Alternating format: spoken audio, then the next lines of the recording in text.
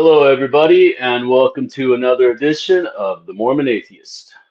Okay, so today, apostates, we get a twofer. Okay, so today earlier today I did a video. Today is November 1st, 2025. Okay, so earlier today I did a video, and it occurred to me uh, that I know some of you better than you know me, apostates. Speaking to the subscribers of the channel. By the way, like and subscribe to the channel if you haven't already. Um, this is a great, fun channel. We're not monetized. We will never be monetized. So uh, the things that we talk about on this channel is early Mormon history. Okay. So everybody, welcome to the channel. Mormons, ex-Mormons alike. Um, we love everybody on this channel. There's no hate. There's no nothing. So through the video today, I realized that a lot of you subscribers share your stories with me, right? And I don't really ever reply back and share personal information, right? I try to keep it very separate. Um, you know,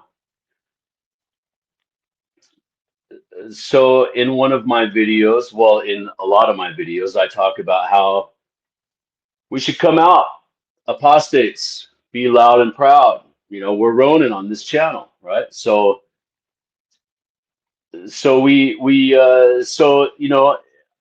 I looked at it as like, don't be a hypocrite, right?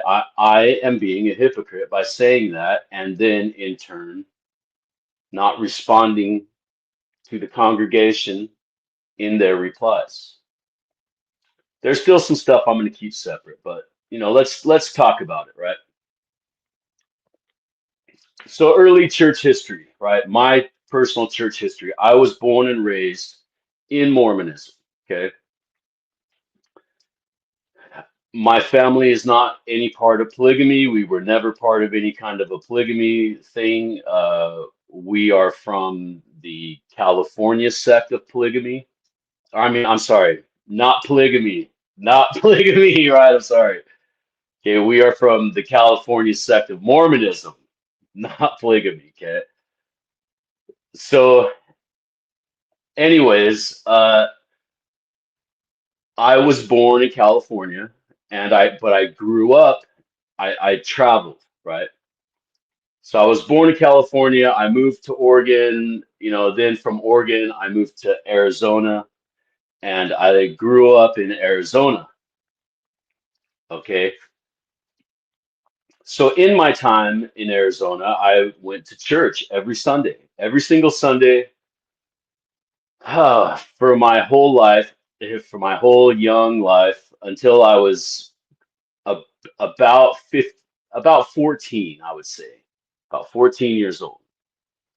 Every single Sunday and every Wednesday, I had to go to Boy Scouts, mutual, right? Okay, so keep in mind, apostates, I apostatized at a very early age, right? At around like 7, okay? I never believed in the religion at all. I hated it. Getting baptized, I hated it, right? For me, getting baptized was like being possessed by an evil spirit and being dunked underneath the water, right? Okay, so it was horrible. A horrible experience. So this was my childhood, right? And this is how I grew up. I hated the church. Um, during my Boy Scout time, uh, my Boy Scout leader he was a janitor, right? And so he had this big wad of keys, right? So one time he threw this wad of keys at me, right? Keep in mind, I'm a deacon, right? I'm just into Boy Scouts. You know what I'm saying? Like, I went from what do you, I don't even remember what you call it. You have Bear Scouts, Cub Scouts. I forget what the lineage is, right? But I had just made it, so I was kind of a newcomer. Now you got to remember, this is part of our church. So all of the kids that were in my scouting program, I knew from church. I mean, we all go to church together, so we all have to go to this, right? And these are what I called my church friends because I had very separate friends. I had my church friends, and then I had my everyday school play friends, right, from school. And those friends, like we were like the skater kids, right? And this is in Arizona, okay? And this is in the 80s, okay? This is in the late 80s, mid late 80s, right? Um, so Mormonism was a little different back then, right? Especially if you lived in a different state, right? I didn't grow up in Utah, so I had this, pre-experience, right? And we'll get into why that's important in a second. So I had this pre-existing Mormon experience, right? So yeah, we were little skater kids, right? And so the music that I grew up listening to was stuff like Eazy-E, right? I so remember listening to Eazy-E and Eazy-E, Easy Does It, right? So when I was 12 years old, I don't know if you can see it or not, but I got this tattoo. It says GBH. GBH, literally, I was 12 years old when I got that. My buddies were getting I Love Mom tattooed on their arm, right? And GBH is an old school punk rock band, right? And so we were using uh, thread, you wrap it around uh, a sewing pin, and then we just took regular ink from an ink pen and you break it off and you get the ink all onto you saturate the thread. And then my buddy drew with a pen GBH, right? And then he just sat there. And I held my hand out there and I was 12 years old. Okay. So when I got home, well, it was a couple days later. All right. So I'm jumping the timeline. I'm jumping timelines here. Okay. Okay. So growing up, I had friends of the church, all this kind of stuff. We went on scout trips, right? We had the scout camps. We did all this kind of stuff. Some of the calls, the troop calls. Yeah, some of the troop calls I still remember, right? So I grew up, with this kind of stuff, right? And music was a very important part of my childhood, right? I grew up with listening to my parents. Were huge like Waylon Jennings fans, right? Willie Nelson, right? The Outlaws, right? Johnny Cash, right? This was all in this time, right? Crystal Gale, and on top of that, because that was the modern music of the day, right? So on top of that, they listened to oldies as well, which was like Paul Revere and the Raiders, the Animals. Um, of course, all the main bands, the Beatles, Zeppelin, all that kind of stuff. But my parents were hippies, Strawberry Field kind of hippies, right? And so this is the kind of music that I grew up listening to, right? And we would go to concerts. I went to so many concerts as a child with my parents. I saw Waylon Jennings, Willie Nelson, Johnny Cash. But I was a child though, so I remember going to the concerts, but I don't really remember them. Do you know what I'm saying? And so, but I do remember going to things like the Uncle Sam Jam, right, in Arizona, right, back in the late 80s. These were big festival concerts, right? We went to a lot of bluegrass concerts. Bluegrass. I still today listen to bluegrass. It's some fun stuff. Uh, so it brings back a lot of memories, right? And so then the parents divorce. Okay, around the age of 12 or 13-ish time frame, right? Okay, now you got to remember, I didn't believe in this stuff to begin with, but in church, you know, scripture, families are forever, right? Your parents aren't supposed to get divorced. What is this? Do you know what I'm saying? Like, you got to remember the times. Your parents did not get divorced. You know, it was always that kid. That kid's parents is divorced. You know what I'm saying? And look at them now, right? Look at me now. You understand me? So divorce was not a thing, right? It was just becoming a thing. This is the early days of like I call it the divorce craze, the divorce fad, because women just had enough. They were sick of this. They were sick of shit. You know, they were sick of it. They had enough. They were done. And you know, back in the day, men would disappear. You know what I'm saying, ladies? So divorce ended a lot of that, right? And also abuse and these kinds of things, right? Okay, so families are not supposed to get divorced. Families are forever. This is what the church teaches. So I guess you could say, in a lot of ways, this was what they call the shelf for me, my shelf. Families are forever, man. And my parents are getting divorced. Now I'm going to be like these kids. What the hell? You know? So it was like it it was earth shattering that my parents were getting divorced. It was liberating that my parents were getting divorced. And at the same time, it was like, fuck the church, you know? That was the final straw for me. Fuck the church. I'm done with this. And I was like 12. Okay. So from there, I went hog wild. I went nuts. Okay. And so I went and lived with my mother, right? Uh, I have an older sister, myself, and two younger brothers, and then another sister, right? Um, so uh, my mother left my father, right?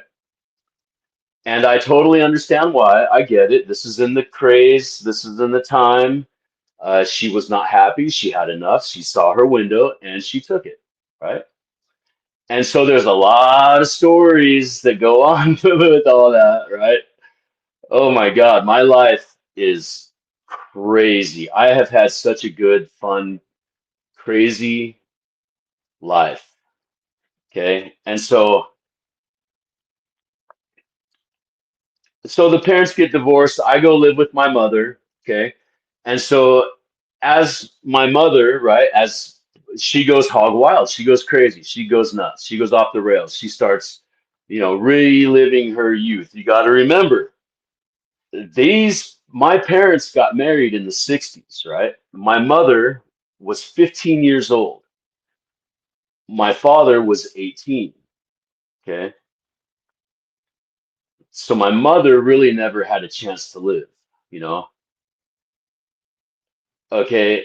There's a lot of problems with that, but you got to remember the times, you got to remember the location, you got to remember the redneckiness of the day, right? Especially Northern California.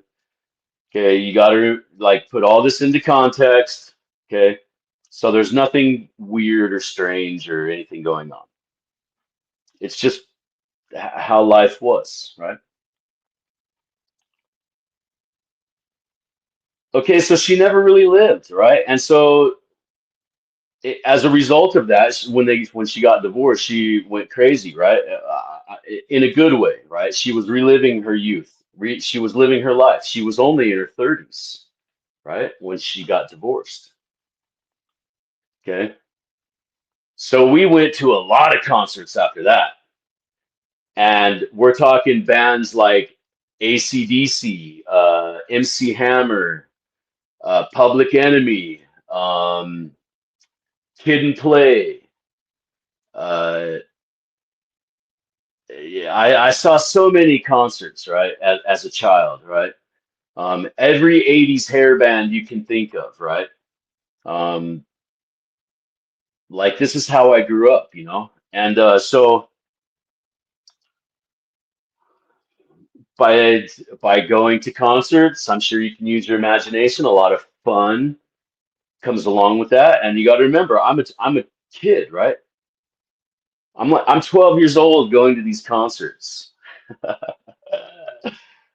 Oh man, you know. And so then my dad, he moves to Utah. Okay, when I around the age of 15ish, 14, 15. Okay, my dad, the work at the time, this is the 90s. We're in the 90s now, the early 90s, right? Uh, 91, 92ish time frame. And I'm still living with my mom in Arizona. And so during this time, there were a couple of summers where I would come to visit my dad, right? And then I would go back, you know, and you know, long story short, I had just had enough. By the time I was 15 years old, I was tired. I'd had enough. I had had enough of that life, right? Because man, it was a crazy, fun, very different. I mean, it was literally night and day. One day, I'm going to church every Sunday, going to Boy Scouts. And it was no kidding. The very next week, I didn't have to do that anymore. It was done. I didn't have to do it anymore. And it was literally my choice if I wanted to go, and I chose not to go. And so from there, this absolute 180-degree lifestyle began. Wow, was it amazing? Was it a fun ride? I don't recommend doing it. Stay in school, kids. Okay. A Chinese wise man once said, never copy off an F paper. Okay, so I went with my dad, or I mean, I went with my mom. So I just had enough, right? And so I ended up moving to Utah with my dad. And you know, it's what a mind F that was, right? Because now I'm living this life, listening to this music, Megadeth, Metallica. I'm a little skater kid. You know, I have long hair, right? I mean, my hair was, you know, down to here, right? You would never guess today, but this we're talking high school, right? And so, you know, I had earrings, right? Both ears were pierced. You know, I had a tattoo, a GBH tattoo, right? So I was just a total anomaly, right? I remember moving to Utah, and I went to the old Jordan High School, right? A lot of you people today would know that as the Jordan Commons, right? The restaurants on 9400 South and State Street. Okay, that's where I went to high school at. Well, let me rephrase that. I went to my first year of high school in Arizona, my freshman year. Okay. I went to my sophomore year at Jordan High School, the old Jordan High School. The Beat Diggers. And then from there, I only went like maybe 3/4 of a year. And from there, I went to Valley High School. right? The alternative high school that was on State Street. Or was it on State Street? Yeah, it was on State Street. No, it was, yeah, fuck, I don't remember. It's a long time ago. Anyways, it's the Old Valley High School, right? Go Owls. That's the high school that I graduated. Well, I didn't graduate. I got my GED. I went to high school every single day. I had 3 hour. I went the afternoon class. I went from 4:30 to 7:30. And I got work credits. I had a job. I got work credits. So I'm jumping again. I'm jumping ahead again. So let's continue. So I move in with my dad. Mine, death. Everybody looks the same. I couldn't tell who were the jocks, who were the stoners, who were the nerds, who were the geeks, because they all looked the same. They all had flannels. They all had their hair combed the same way. They all looked alike. They all, like, it was just so bizarre to me, right? So there was one kid that had long hair that was in my woods class. And that's who I became friends with at Jordan High School. And from there, a lot of stories take place. So this guy was like my brother. He was my brother, okay? I ended up moving in with him. I lived in Utah for, like, God, man, maybe a couple of months with my dad. And things weren't going well at all. As you can imagine, because my dad is very much still a practicing faithful member. He goes to church every Sunday, and I'm coming out of this life of this party and concert going lifestyle, and now I have to be somebody I'm not. All you apostates can relate to this. I have to be somebody I'm not around my father. And it drove me absolutely bananas because that's not who I am, right? So I ended up moving in with my buddy that I met in school, right? With their family, his family, right? And I lived there for like 4 years, right? That's ultimately my time in Utah. That's who raised me, was that family, right? From 15 till about 19, right? And then, uh, this whole time we're going to concerts, and now we're going to see bands like, so when I moved from the very last concert that I went to in Arizona was in 1992, the Metallica, Guns N' Roses, and Faith No More concert, right? Okay. It was like 2 days later I moved to Utah. What a story that is. Wow, I could tell you some stories about that concert.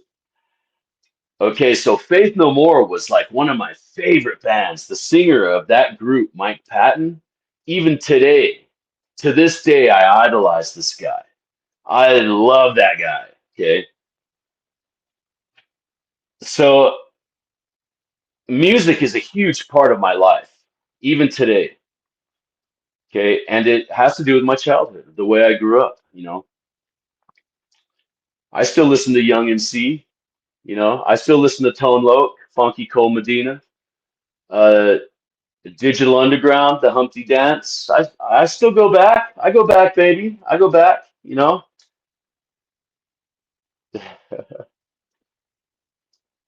You can't leave out Vanilla Ice, my man. Ice Ice Baby. Okay. I know I could do it right now. I could recite every single word to that song right now on the spot. Boom, just like that.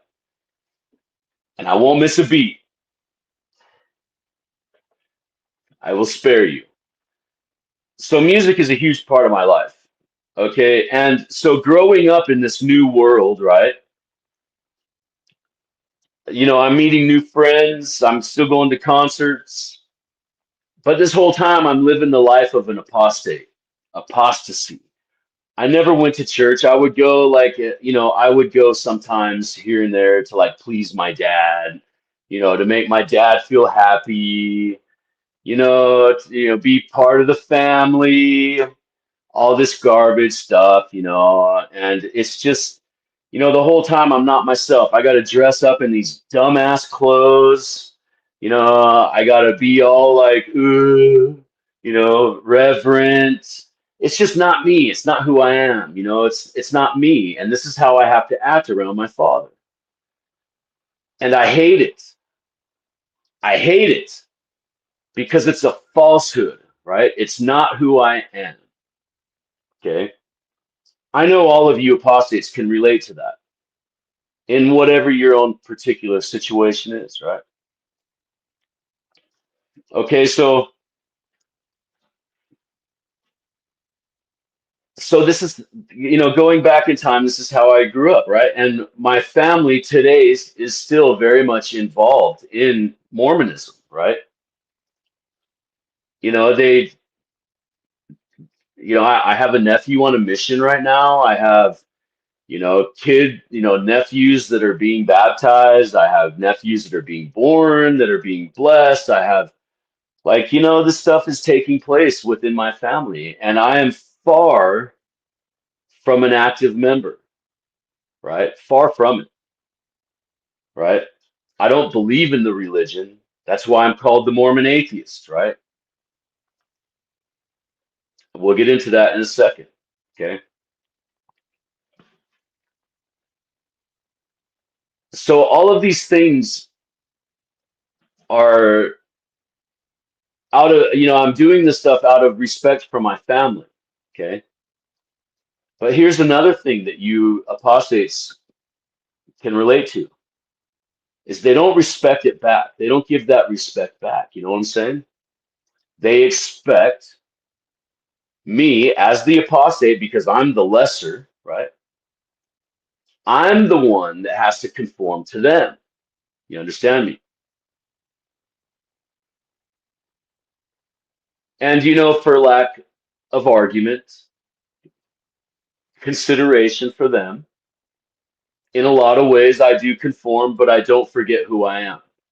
I'll slip in the joke once in a while, right?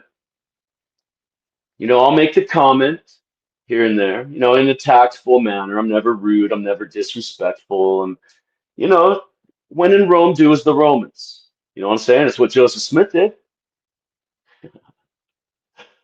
right?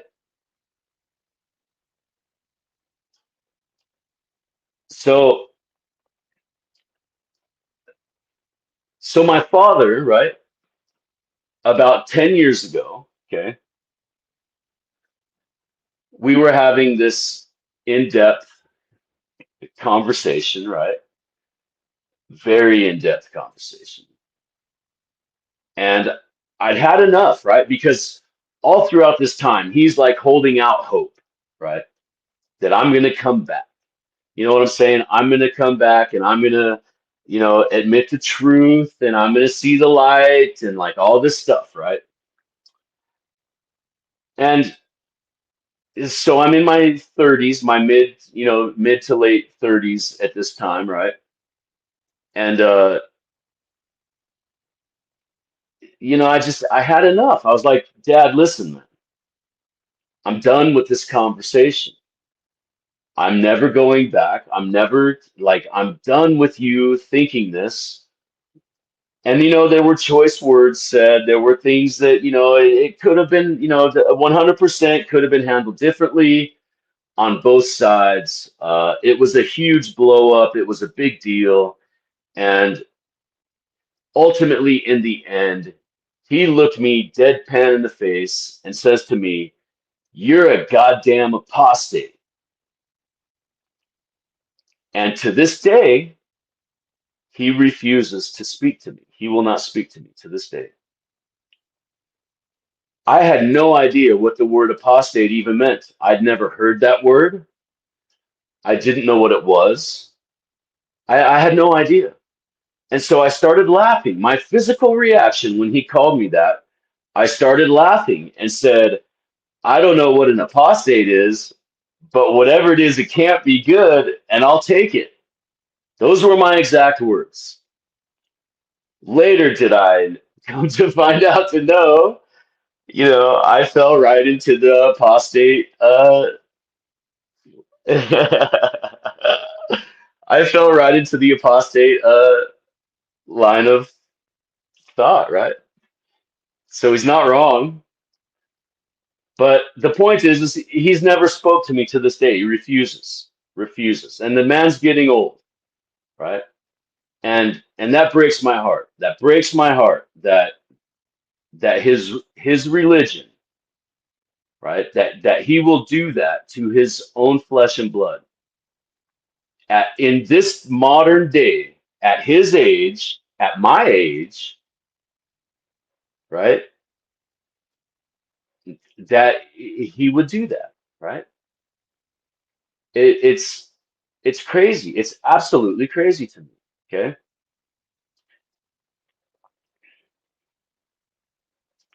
And then there's a whole lot of other stuff that goes along with that. Like this is not the first like display of him like, you know, showing his rejection, right, of me in that kind of a way, right? This is a lifelong thing. This is my entire life. I've dealt with this, right? So this is not a one-off, right? There's a reason this conversation took place. Do you understand me? Right? My advice to you, apostates, if you ever have this conversation with your parents, please think it through, think it through, choose your words wisely, and have a meaningful conversation. Okay?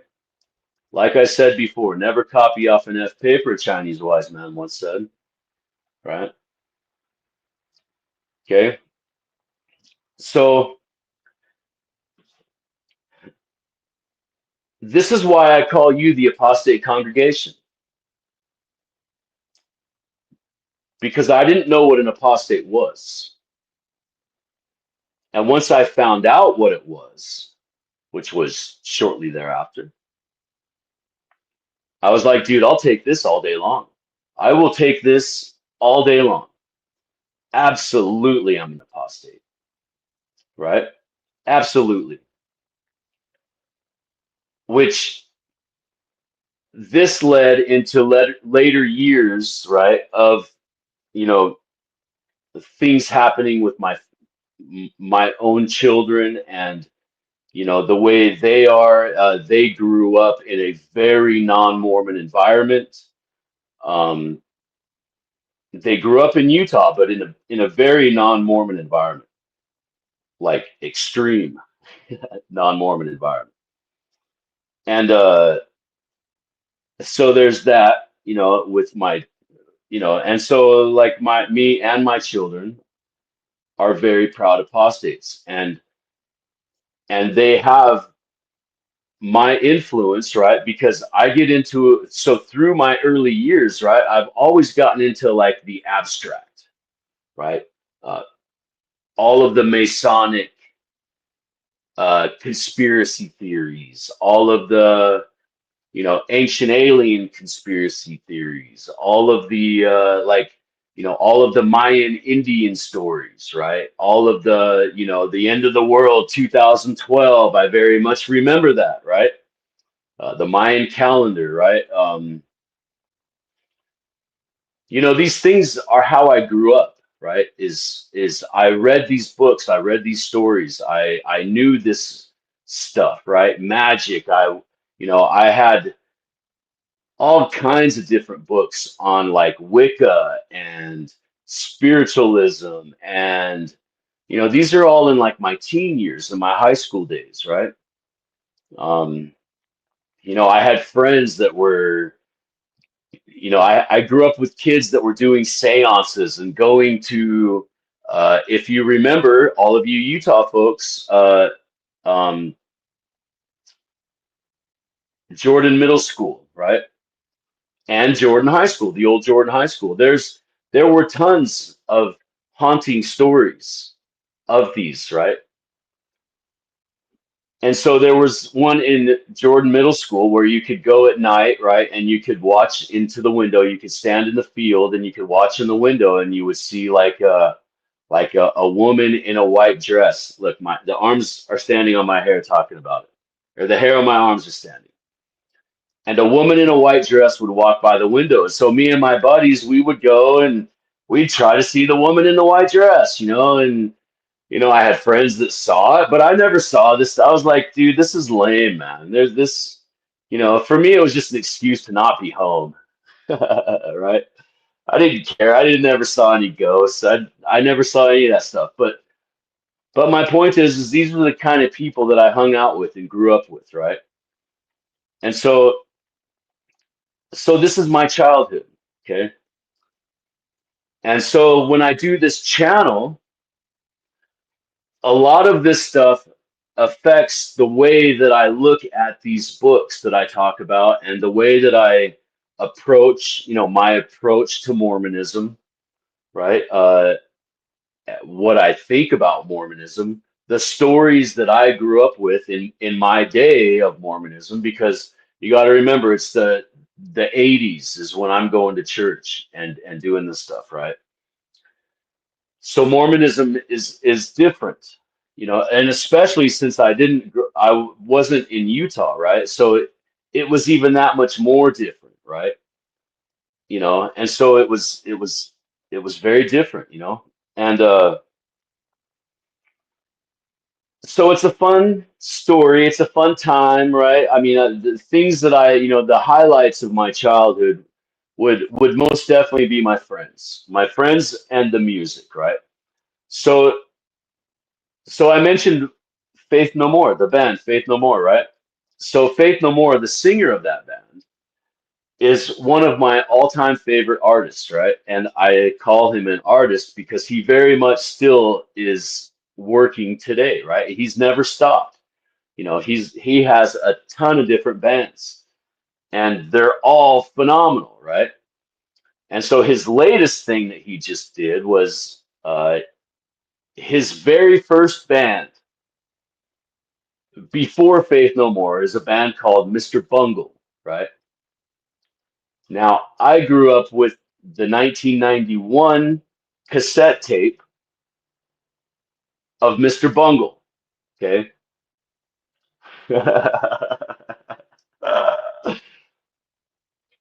It's gonna blow your mind if you ever listen to that. That's what I grew up with, okay? I still today listen to that tape. Carousel is one of my favorite songs. That's I had so many fun experiences to that song Carousel. Oh, Jesus Christ, man.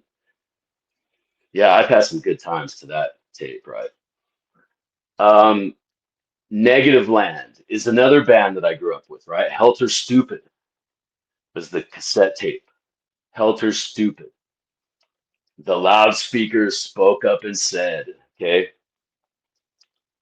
And you can tell by the style of music, the fun I used to have, right? And so like Mike Patton today, so Mr. Bungle, they just went on tour. It was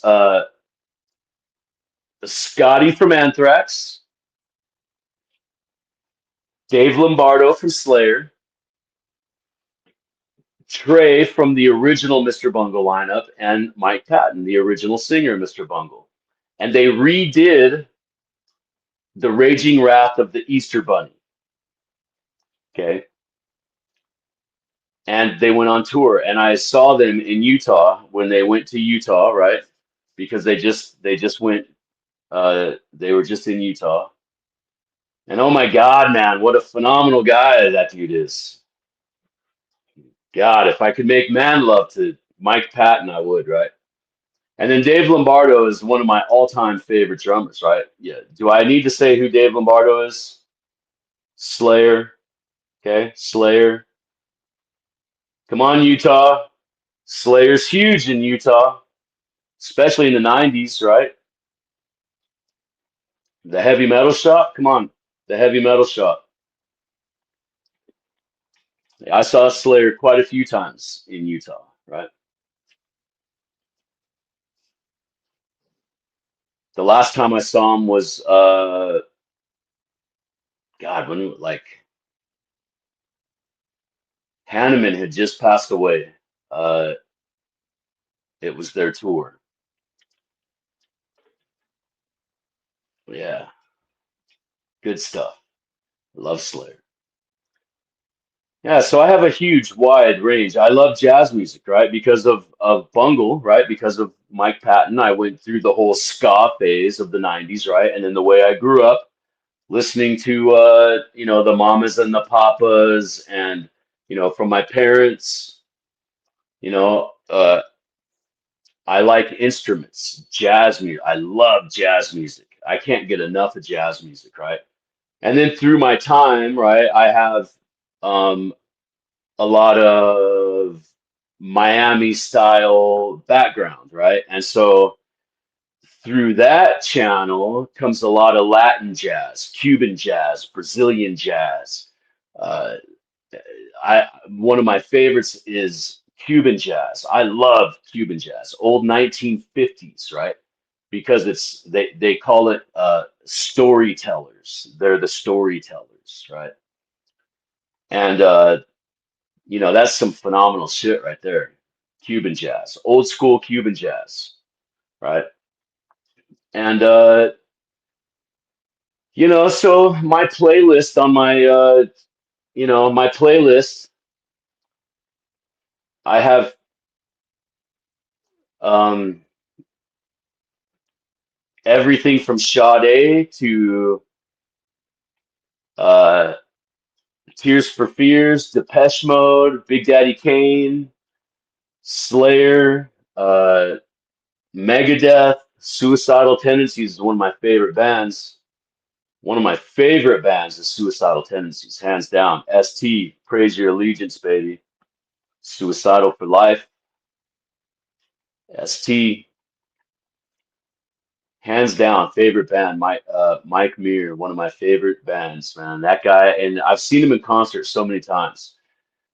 That dude, Suicidal Tendencies, puts on one of the best intimate shows because he gets down and he kneels in the crowd. He's like, "Yeah, and today we're gonna go and we're gonna go and you know what I mean? You know what I mean? We're gonna go." And then he amps it up. We're gonna go, and then boom, boom, shoot, down, da da da da da, and he just busts out, right?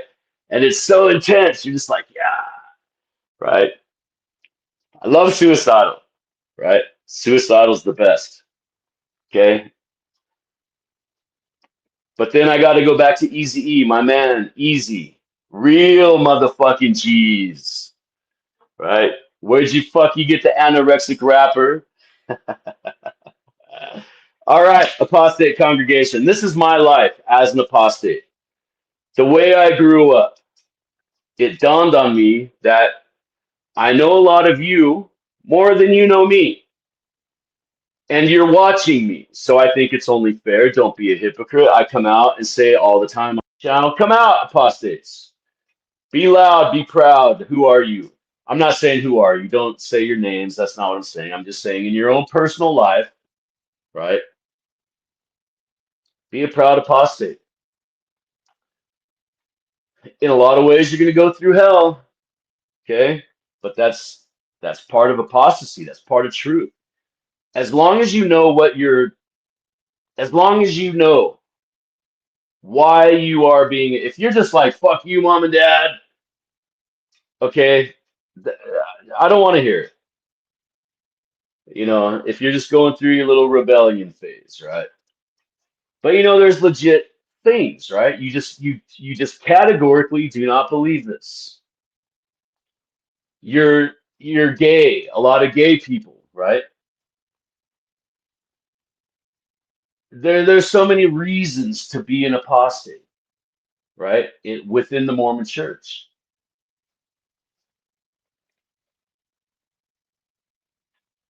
So so my message to you is to just say it. Just say it. You're an apostate. Mom and dad, I don't believe. This is why I don't believe. That's the important part. This is why I don't believe. Now, with that being said, you better know your shit. You better have your ducks in a row because you know what's coming. Oh, you don't believe because of this. Read your scriptures. You know, you need to become closer, right? Okay, so my advice to you that I say on all of my videos, read the books. If you've never read the Book of Mormon, I gotta tell you, read it. Read it. It's a fascinating book. And if you watch the videos on my channel that I talk about, and as we uncover this stuff, and you keep this kind of stuff in mind as you read the Book of Mormon, you're going to see the correlations. And that information is what you can take back to your family and say, no, mom and dad, no, uncle, no, grandma, stop chewing on your freaking chicken, put your teeth back in your mouth, and talk to me. Okay? And lay down the facts. Lay it out. Lay out your case. State your case. You're in a court of law. State your case. This is why I don't believe. And this is why you should leave me alone. I've got this. I've got this. Okay? You know, you'll be okay. You'll be okay. Stay in school. Do the fun, basic stuff, right? You know, be a knucklehead in life. Live your life, man. Be a knucklehead. But get your education. This is what I tell my own personal children. I don't care what you do in your life. I don't care. I don't care what you do in your life. You can do whatever you want to do, but you will get an education. On whatever level that is, you will get some sort of an education.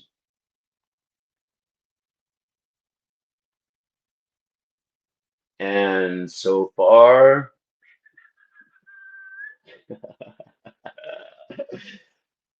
okay, apostates. So educate yourself. Your biggest weapon is knowledge. These books, your biggest weapon are the books I talk about on my channel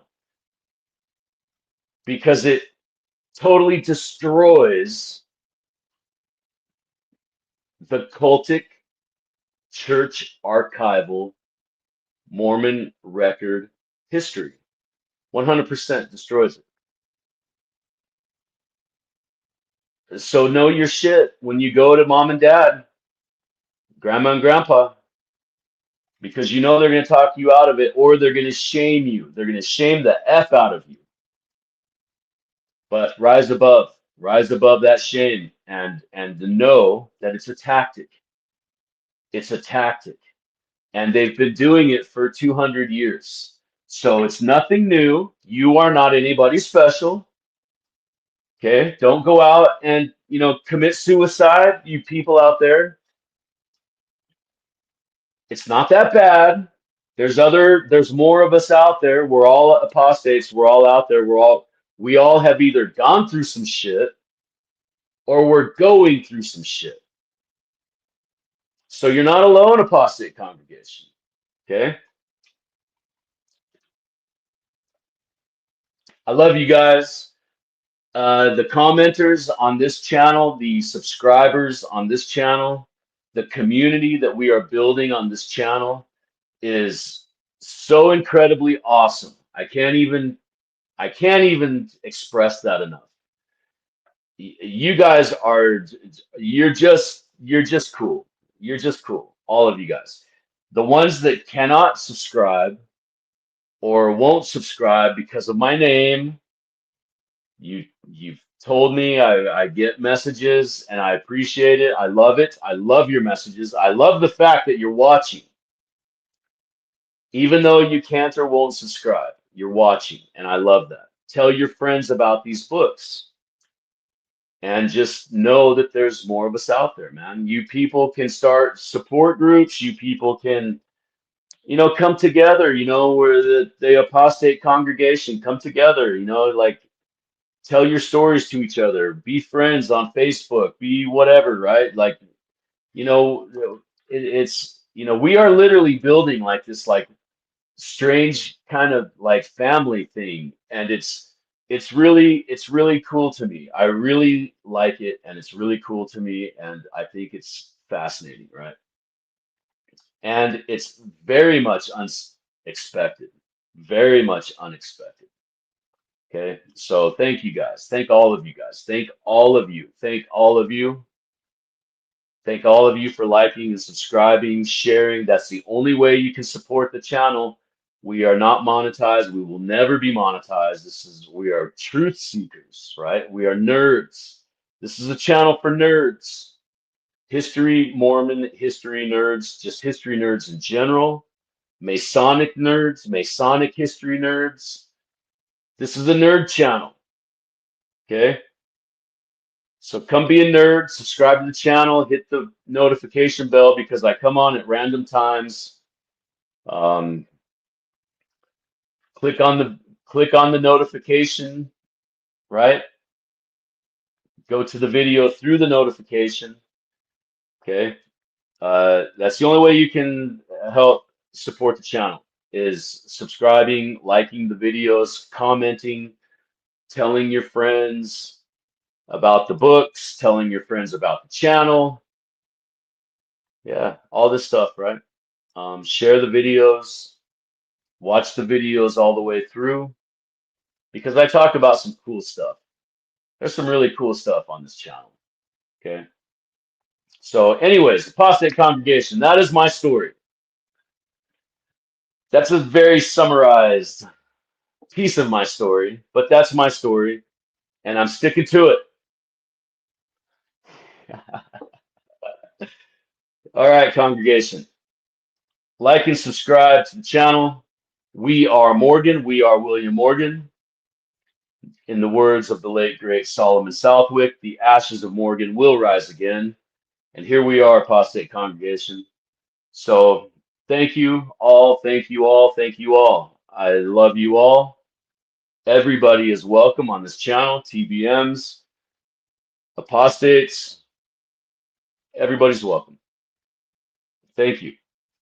I will see you on the other side, congregation. We are done for today. This is the second video today, so we're done for the day. I do have some more stuff coming up very soon, so stay tuned, and I will see you on the other side.